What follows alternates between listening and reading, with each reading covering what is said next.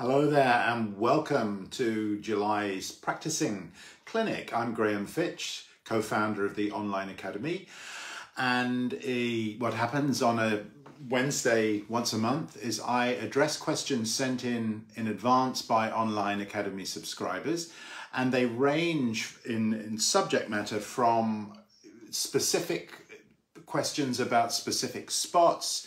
Janet, hi there, I can see you're watching and your question is actually the first one, so I will get to your question in just a minute. Janet has a question about the Nocturne in B-flat minor of Chopin. Oksana is watching, nice to see you. Do please let me know where you're watching from. It's always nice to see that. It's always nice to see the like buttons, and particularly the red ones. We like the red ones. If you're watching this on YouTube and you haven't yet subscribed to us, please do hit the subscribe button and like us, and you will hear from us whenever we bring out new content, which is quite regularly. Paul is watching. Hi, Paul. So let me get straight on with Janet's question, which is about the Nocturne in B-flat minor of Chopin, the first Nocturne.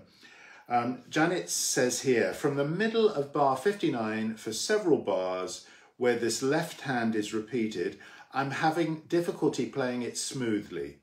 If I use the fingering recommended, which is 4-2-1-2, we'll get to that, my hand really aches after that.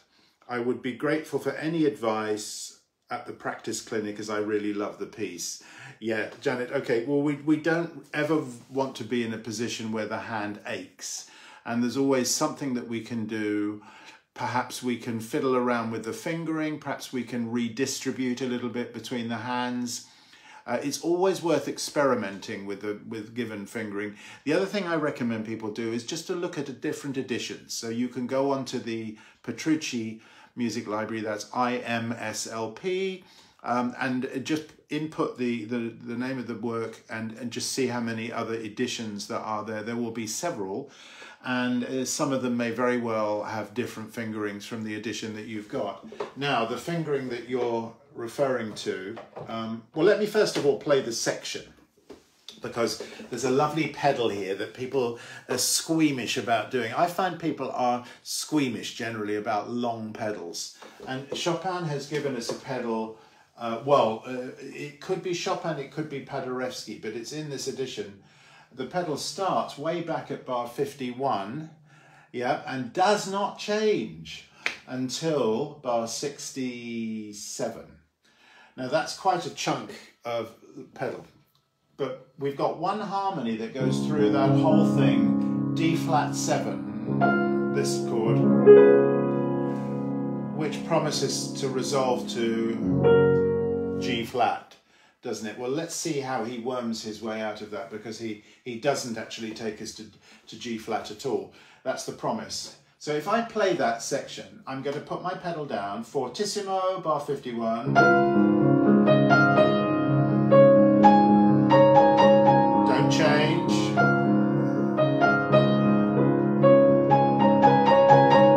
Don't change.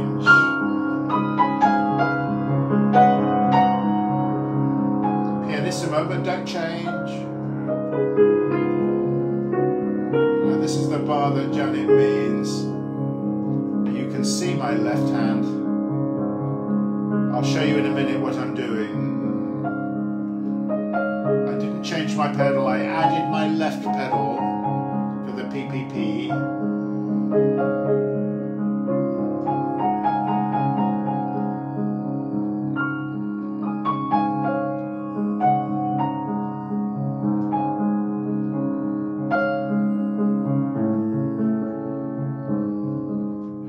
Starting to change the pedal when the pinky notes change in the left hand. It's very important that you change with the pinky note and not the note that comes on the beat, because the harmonies start earlier than the beat. Change, change, change, change again here. You don't necessarily have to change the second one, because the A stays the same. You can if you want, if you feel like you're you've got too much resonance, you can adjust your pedal. But generally, first try that, because that pedaling is really cool. It wraps that whole passage up in one beautiful package of harmony. Now, let's just see. I'm hoping that you can, let me just adjust my camera a little bit so that you can see down onto the keyboard. I think that's a bit better, isn't it? So the spot in question, if I go from the bar before, Janet, this is now bar 57, and I'm going to do it slowly for you. You'll notice as I'm playing this expanse of chord, it's very much like the Nocturne. The C sharp minor, isn't it? Opus 27, number 1. Same shape. I've got a circle that I'm drawing here with my arm, sometimes called a wrist circle, sometimes called an arm circle. But what that means is that I can move across the keyboard very freely because I'm not fixing anything, I'm not fixing a position. Do you see where my thumb moves to at this point? My thumb has to keep returning to the A flat. But actually what I'm doing as I go down toward my 5th finger is I'm closing up my hand and allowing my thumb to rejoin my hand, and even perhaps to go slightly underneath here to support that pinky. Now when we come to the finger, let me play from bar 58. And I'm going to do it first without the pedal so you can just hear maybe a bit more clearly what's going on. Now go to 3-5. Now the fingering that Janet's talking about that she finds awkward is this fingering. 4, 2, 1, 2, 4, 5. Now before we discount that fingering as a possibility, let me show you how to get comfortable with it, because there is a way of getting comfortable with it. So I'm going to play the first 2 notes together, 5 and 4. If you can manage that, Janet, you may very well discover a good position of your arm behind that pair of fingers. Now, I'm not going to worry about where my thumb should be yet. That's not happened. So between 5 and 4, if you can play 5 and 4 together and just get comfortable sitting on that. Now, when you move to 2 and 4 on the A flat, D flat, you've got a different position. When I move to the 1 and 2, yet another position. So my job is to move between those different positions. And when I go down to my pinky, I'm not stretched out at all. You can see where my thumb is. So you could practice a little bit just playing 4 and 5. You might find a nice rotational movement there, helpful. And then you can also do that here and here.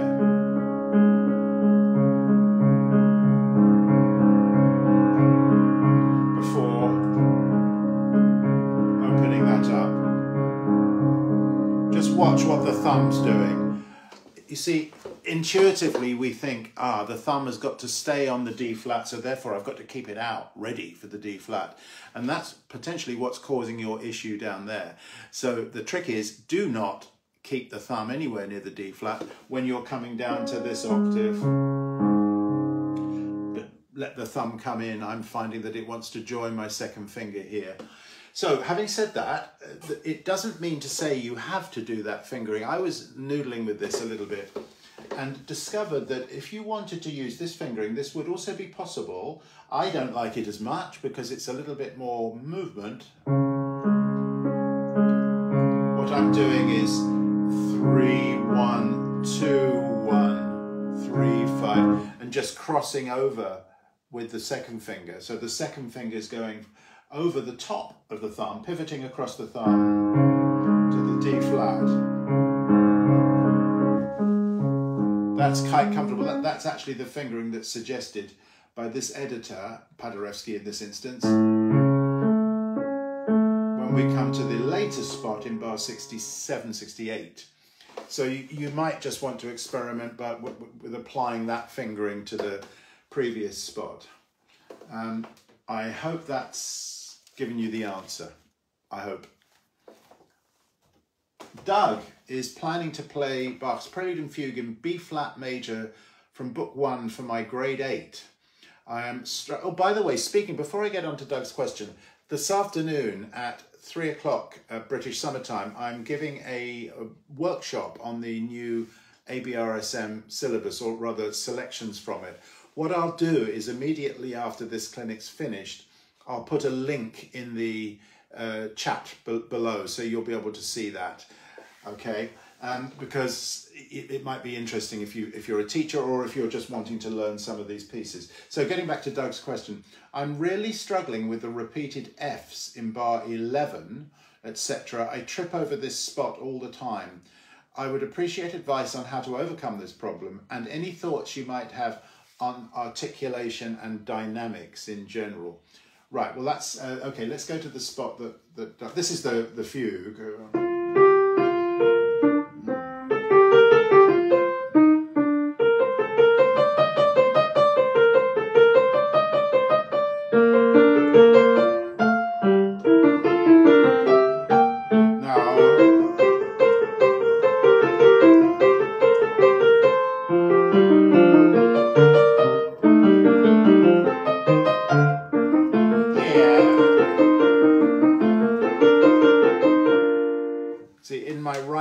My thumb has, oh, Janet's saying thank you. Okay, try it out. In my right hand, I've got to do this in bar 12. The thumb has to repeat while the outer fingers are playing 16th note semiquavers. Problem with it is it might not be a problem for some people, depending on the speed that you play it at. But usually when we experience problems like that, it's because something's locking somewhere.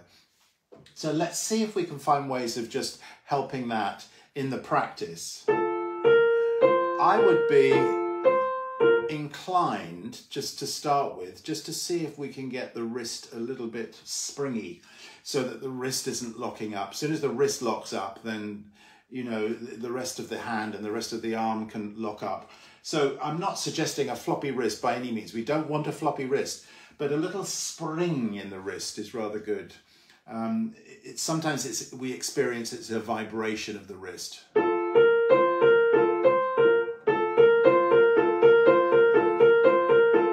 Can you see what I'm doing there? Just this little hinging of the wrist. Microscopic hinges.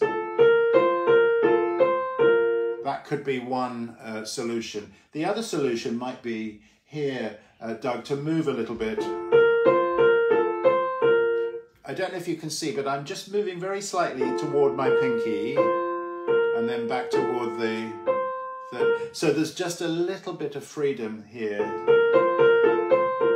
Now for practice, let me show you another one where the left hand has it. I'm now going to dart across to bar 17.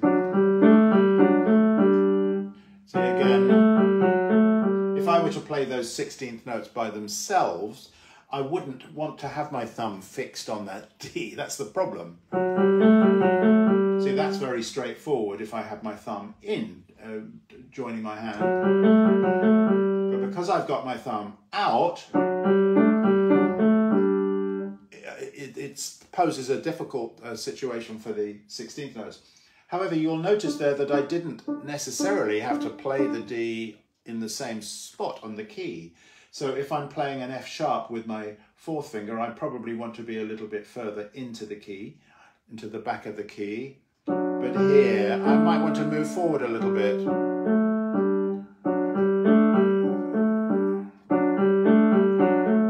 And I'm talking about microscopic movements. It's really tiny, tiny movements. It's the opposite of just fixing the hand and locking it, which we want to kind of avoid that. So for practice, I was, again, experimenting a little with this, and I found it quite helpful to do too many Ds. Slow tempo, just put too many in. So play 16ths with the D, and if you want to go a little further, play double the amount.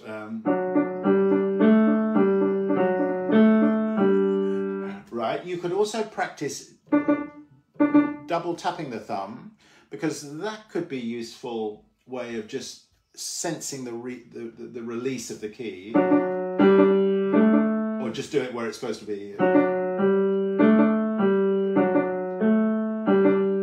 That could be helpful as well.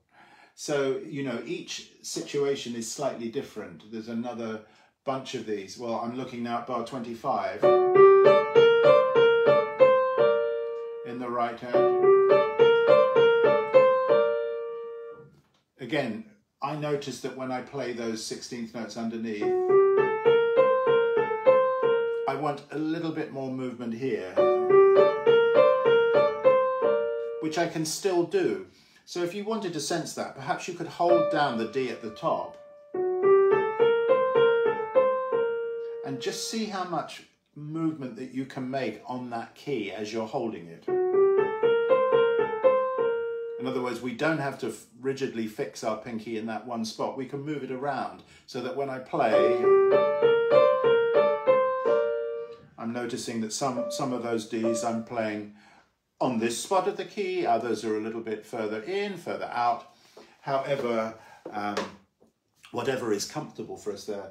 But I think that is awkward. So maybe just experiment with some of those ways of moving and see if you can free that up a little bit. And of course, it's very helpful when we're practicing anything like this to practice it staccato,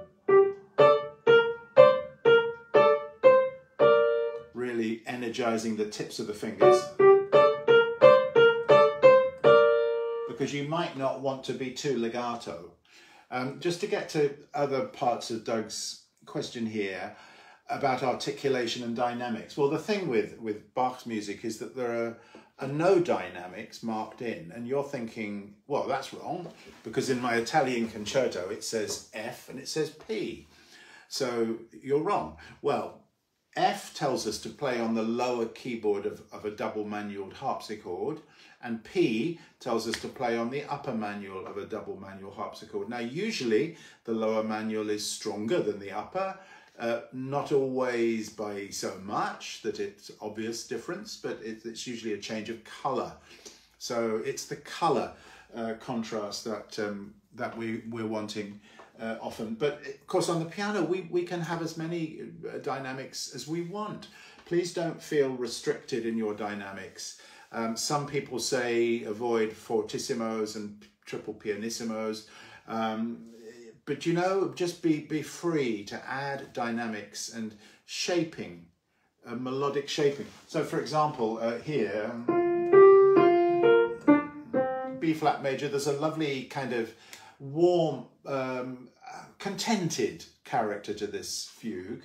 And in terms of the articulation, I like, personally, to do this, to separate those two from the quavers.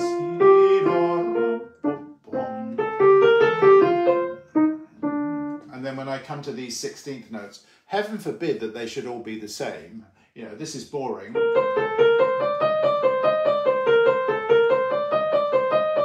This is why people don't like Bach. They say it sounds mechanical. Well, sure, it does if you play it that way.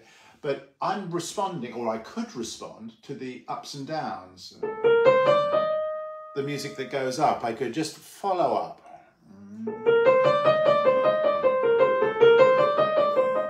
And if I wanted to add a little bit of a zing to that rhythmically, I could put some articulation.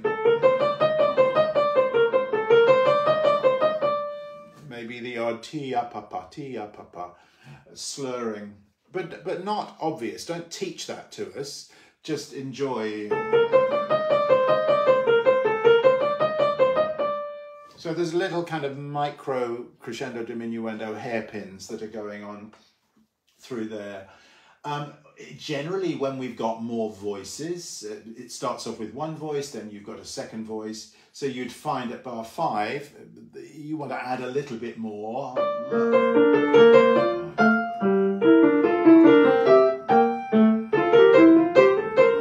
And maybe that's subject is going to be a little bit stronger. And when the bass voice comes in at bar 9, perhaps it's going to be a forte, and that might continue to the end of the section. But when we get possibly to the episodes, I'm looking at bar 19, maybe here.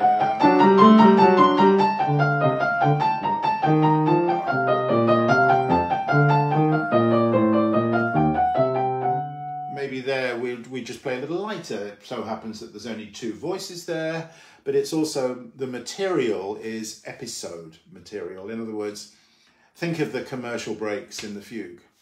The main movie has stopped for a little bit, and it's the commercial breaks, and we can just have a little bit of a weekend feeling about it. I'm just a little bit looser there, a little bit freer there. Also, because I've got a descending sequence, a step lower, a step lower. There's a possibility of just grading it down a little bit, letting the energy kind of relax in a descending sequence. When we have ascending sequences, we can crank it up a little bit. So just in this particular fugue, you've got to make a decision. Are your 8th notes, your quavers, going to be connected? Are they all going to be connected? I don't personally like this staccato business that I hear in Bach. To me, that's already really boring. So a mixture usually of staccatos and legatos and little slurs and micro diminuendo, micro hairpins. I think I've just invented a new term there, micro hairpins. But above all, you've got to personalize this music. You can't play it like a mechanical, you can't play it like an exam music. It's living music. It's the most wonderfully constructed art, and it needs to be brought to life by an energetic performer. Susan is saying she's playing the William Byrd Pavan, the Earle of Salisbury, and wonders if it's okay to use the pedal to help manage the legato. How would you recommend pedaling, or should I leave it out? Well, okay, William Byrd's dates were from 1543 to 1623, and no keyboard instrument at that time had a sustaining device, a pedal, so he wouldn't have known that sound. However, we are playing the piano, and the piano without the pedal is like the Rice Krispies without the milk. Sure, you can have Rice Krispies without milk, but why would you want to? So, you know, you do get purists, some purists who play early music without any pedal, and usually they're trying to teach either themselves something or us something. And if you're a great pianist, you can get away with that, maybe. You know, for the average, more human people on this planet, I don't think we're going to want to be without our pedal. However, it's a very good idea to practice it with it. This is how it sounds. Let me do it without the pedal for a moment.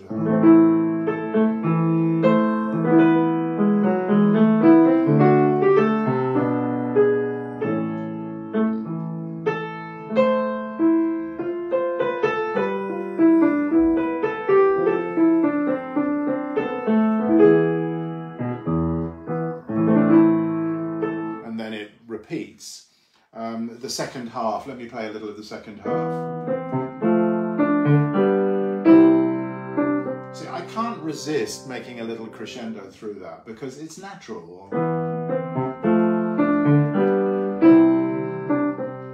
And then maybe an echo.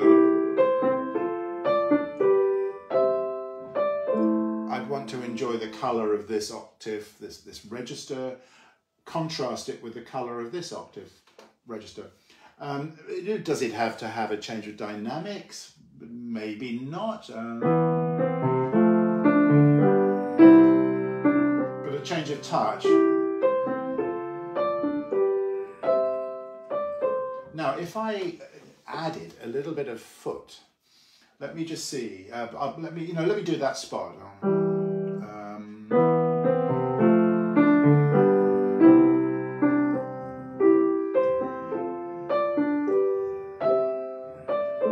Are you hearing pedal? I hope not. I hope you're not drawn to my sound and go, pedal. Just as if you came to my house for dinner, I would hate you to take a mouthful of my food and go, salt, because the salt is not supposed to be detectable. It's not supposed to be the first thing that hits you. It's supposed to be the flavor of the food. Similarly here, the pedal is going to add color and resonance. So I don't like the idea of using pedal to help manage the legato in music that was written without that concept. But for the resonance and for the color, absolutely. But done very, very discreetly. So the idea of the pedal is that it doesn't have to go all the way down. It's not a black and white thing. You can go down just a tiny little bit in the pedal. Just use tiny touches. You can't write this in. It's the sort of thing that you can't put in your score. So let me go back to the beginning. And what I'm going to do now is to have my foot on the pedal. And I'm going to, when I want a little bit of resonance, I'm just going to dip down a bit.